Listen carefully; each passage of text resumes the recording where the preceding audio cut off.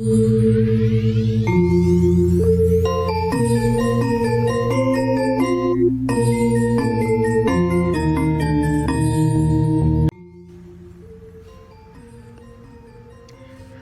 Swastiastu, Om Awigenam Astu Namo Sidam, Om Sidir Astu Tat Astu Yanama Swaha. Saya, Milo Vivi Intarat Natalia, NIM 2015-71040, mengambil kelas Weda B. Saya mengambil tema tentang pokok ajaran Weda, kitab suci agama Hindu. Sebelum saya menjelaskan tema yang saya ambil, saya akan menjelaskan apa itu Weda. Weda berasal dari kata Ved yang berarti belajar mengetahui. Jika diartikan secara umum, Weda adalah kitab suci untuk mempelajari segala sesuatu dari yang biasa hingga yang muskil.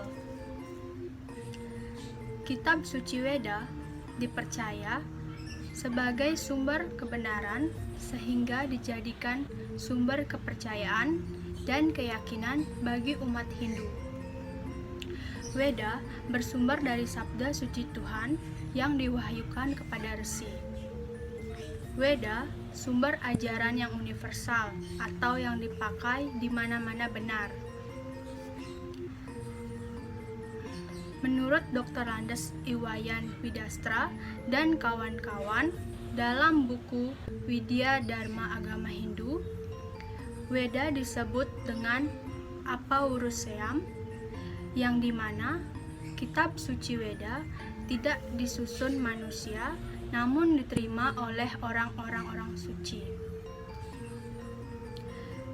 Ada 4 bagian-bagian Weda yang sering kita dengar disebut dengan Catur Weda Samhita.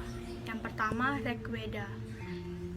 Rigveda memuat mantra-mantra dalam bentuk puji-pujian. Yang kedua, Samaveda. Sebagian besar isi Samaveda diambil dari Rigveda. Perbedaannya hanya terdapat pada puji-pujian. Dalam Samaveda, puji-pujian diberikan lagu. Dan yang ketiga ada Yajurveda. Yajurveda diucapkan oleh Adwarya ketika melaksanakan upacara kurban, yang dimana Yajurveda memuat yajus atau rapal yang digunakan untuk mengubah kurban-kurban menjadi makanan dewa. Dan yang keempat ada Atharva Veda. Atharva Veda mengandung mantra-mantra sakti dan ilmu gaib atau ilmu black magic. Nah, bagaimana teman-teman? Sudah tahu kan Weda itu apa?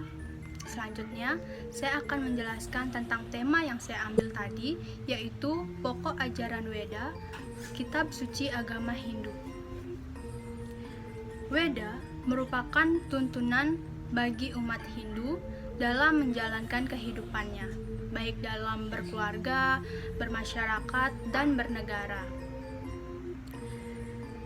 Saya mengutip dari buku Pendidikan Agama Hindu dan Budi Prakerti oleh Ide Made Sugita bahwa pokok ajaran Weda yang terkandung di dalam Weda adalah yang pertama, tuntunan hidup manusia, yang dimana Weda mengatur tingkah laku manusia, yakni anjuran untuk berbuat baik, larangan berbuat kejahatan, ganjaran bagi mereka yang melakukan hal baik, dan hukuman bagi mereka yang berbuat jahat.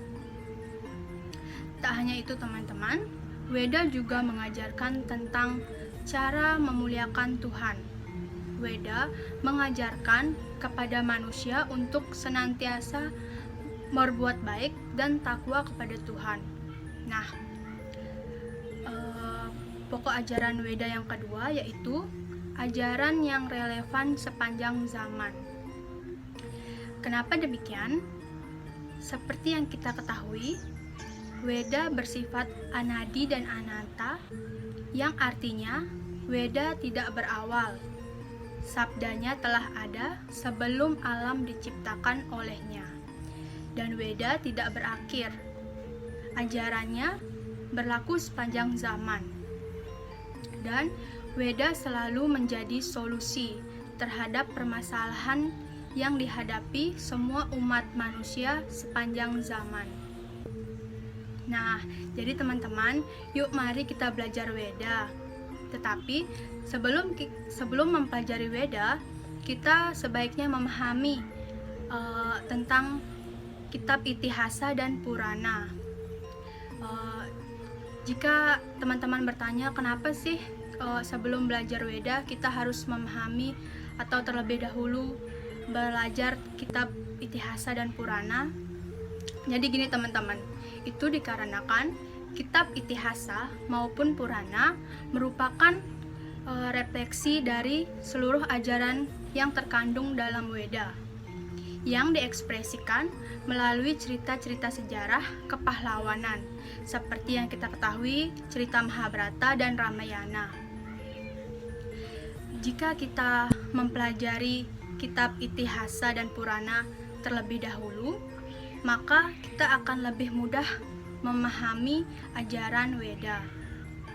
Baik teman-teman, itu saja yang dapat saya jelaskan tentang Weda, bagian-bagian Weda, pokok ajaran Weda, dan mengapa kita harus memahami terlebih dahulu kitab Itihasa dan Purana sebelum belajar Weda. Saya ucapkan terima kasih dan saya tutup dengan Paramesanti. Om Santi Santi Santi.